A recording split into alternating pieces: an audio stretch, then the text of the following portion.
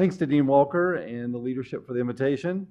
I am proud of my theological education at Wake Forest University Divinity School. Honored to be home.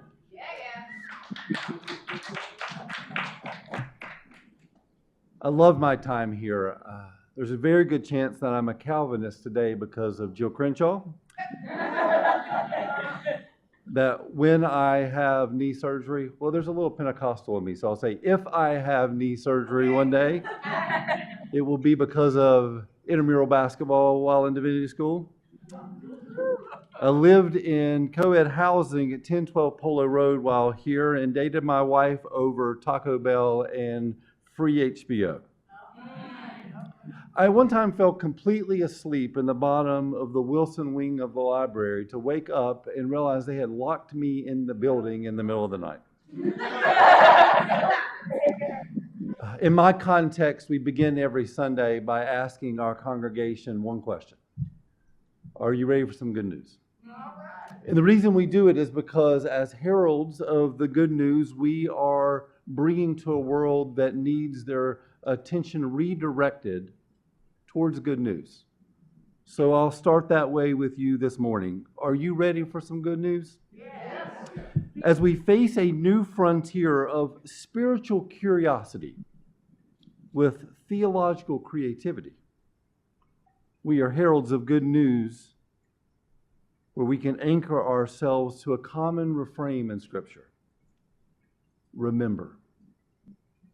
Memory's a strange thing, the source of such pain and joy. If you've ever lost someone who lost their memory over their final days, you know what it's like to see the pain of losing memory. But if you've also ever walked into your grandmother's kitchen and the smell has brought back a memory, you know the joy that remembering can bring as well. I can take myself back to my grandmother's kitchen in a moment when I smell the cooking of cabbage or cabbage rolls. Now, I've learned as an adult that there is much similarity between the smell of cooking cabbage and marijuana. So I'm no longer certain what Grandma was up to.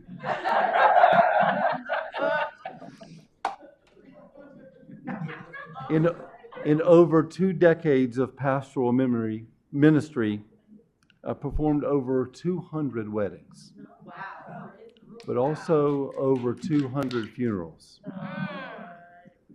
And what are we doing at both occasions? Remembering. In 1968, Spencer Silver, a chemist at 3M, was working on a project to develop a reusable adhesive that could easily be applied and removed without leaving any residue.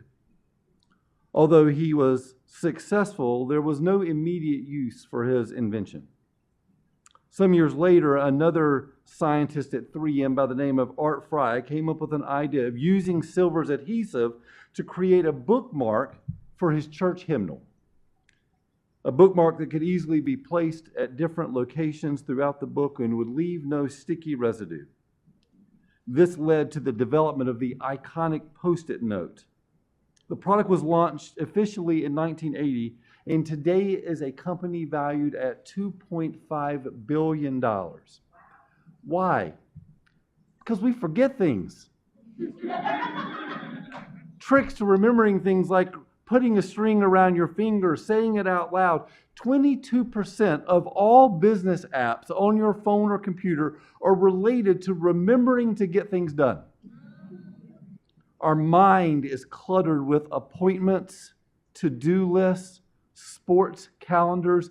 This week we had to have a family meeting that involved my church assistant to make sure that all 3 of my very average children showed up at their very important sporting events.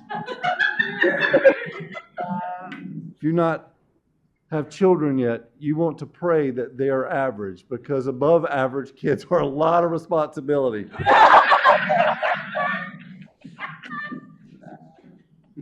All of this time trying to remember, all this time trying to unclutter my mind, and I can't even remember where I laid down my keys. Which is ironic since I can remember every word to all of the 1990s rap songs and yet forget my parents' birthdays. Of all of God's most consistent commands, one rings forth the loudest. Remember. Over 300 times we are commanded to remember, and if you use nuances of that word, it's over 500 variations. So, proclaimers of good news, here is the question I want to ask you today. How does remembering empower your theological creativity? First, it creates patterns of behavior. There's a reason we celebrate. There's a reason we set aside January 1st every year to begin a Bible reading plan and all get derailed in the same place. Leviticus. I tell my people, you can skip it and come back later. There's a reason that we celebrate holidays, holy days. James Clear says in his book, Atomic Habits, every action you take is a vote for the type of person you wish to become. No single instance will transform your beliefs, but as the votes build up, so does the evidence of your new identity. As gospel proclaimers, in whatever context you land, you are inviting people to remember, not how, but what. Remembering also empowers our theological creativity because it forces us to embrace the intersection of faith and innovation. Without using hyperbole, I will suggest that there's almost no time in the history of God's people that the expansion of mission wasn't instigated by some kind of innovation. Whether that's the Portuguese caravel or the printing press or radio or video. I've been made aware that I am being taped at this moment and work at a multi-site church that uses video as one of the primary tools of expanding gospel influence. What I learned here at Wake Forest University Divinity School that took the deepest roots in my own pastoral identity was this. Faith is not an academic exercise. If we live our ministerial identity with the absence of theological mystery and theological creativity, we will not do the work that God created you to do. On the other hand, I am equally as compelled that God is not silent even when we are. I'm reminded of these words. We think words, we hear words, we speak words, we sing words, we write words, we read words all the time, he says, every day. What do words have to do with Christianity, you might ask? Almost everything. At every stage in redemptive history, from the time before time to God's creation, to the fall, to Christ's redemption, to the coming consummation, God is there and God is not silent. We must realize as we are practicing the habits of theological creativity that what got us here is very unlikely to get us out. Okay. Ministers of good news.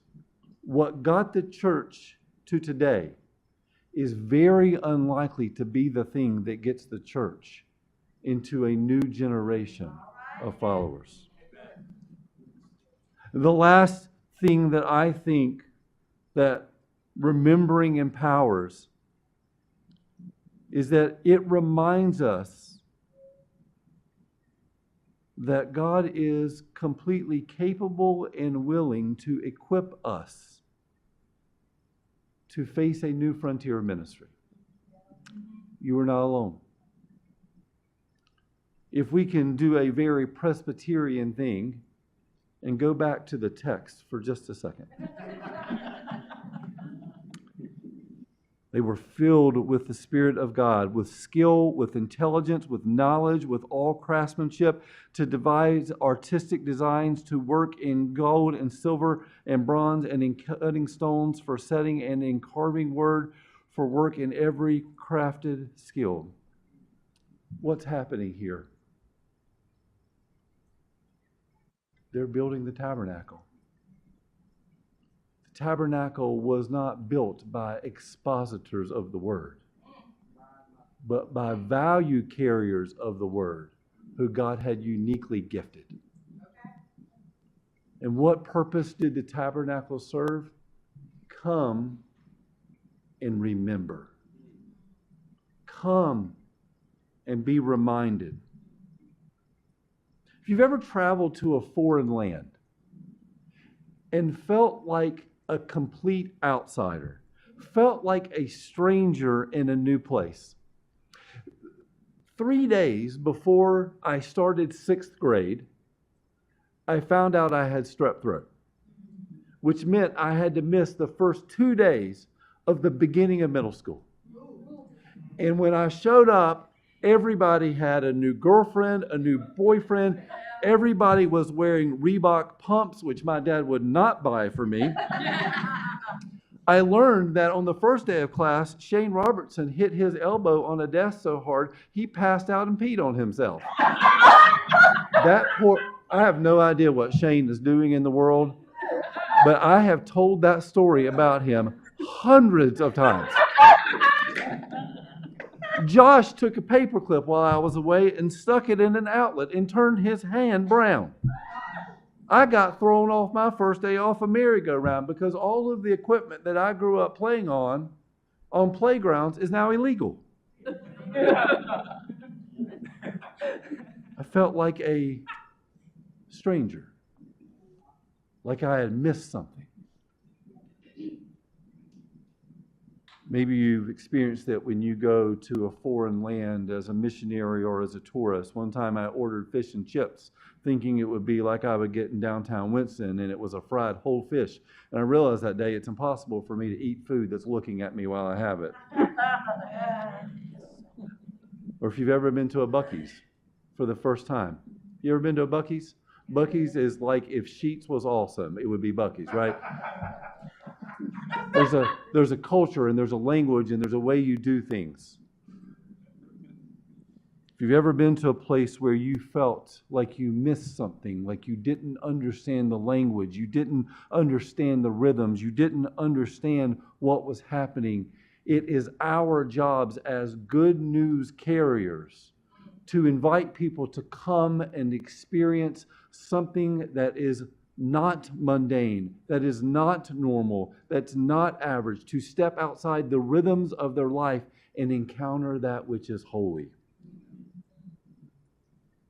We are inviting them in the same way that someone believed in you when they did not know your name.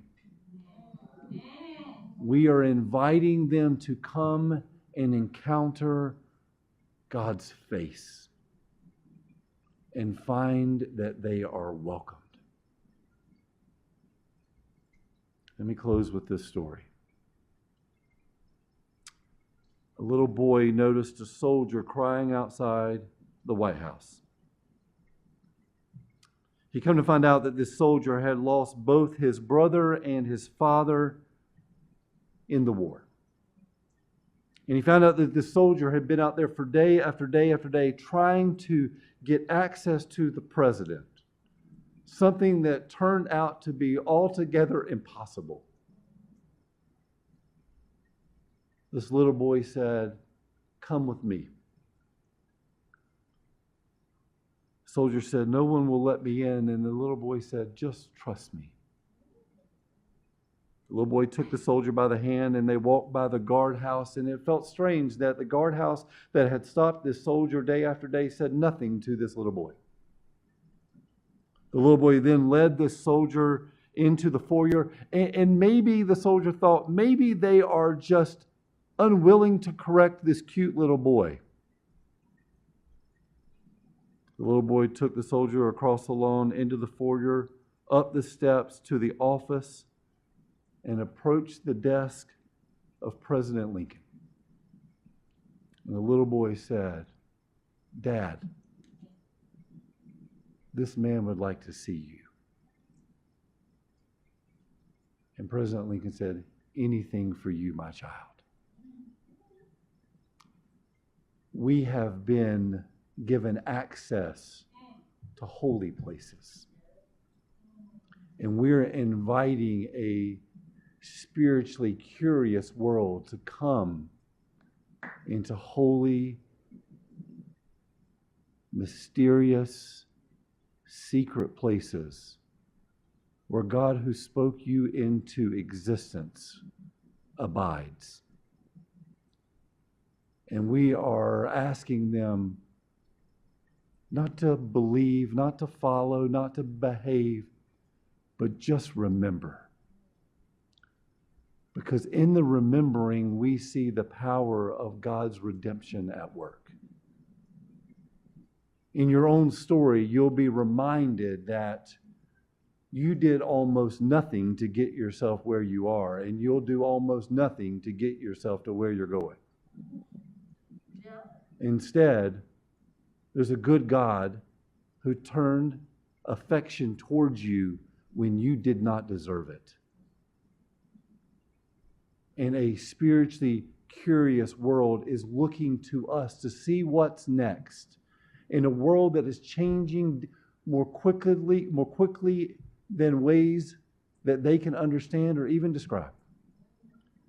They're looking to you as good news proclaimers for what's next. Let's commit together to invite a world that's asking hard and holy questions, to remember and to encounter the holy.